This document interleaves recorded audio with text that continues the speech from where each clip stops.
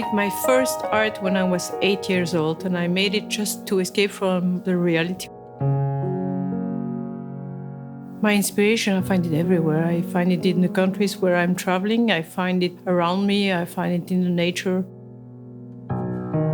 My connection with Bulgari was when I entered in a shop in Milan and that I saw all those nice jewelries.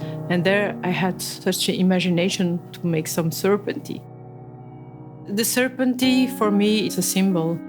Symbol of new nature, it's rebirth, it's seduction, it's changing, it's connect with other people. There's a link very important to that symbol. What I'm trying to do, it's making not a sculpture and not a jewelry, but making a mix. My sculpture, they are more like sculptures who are jewelries.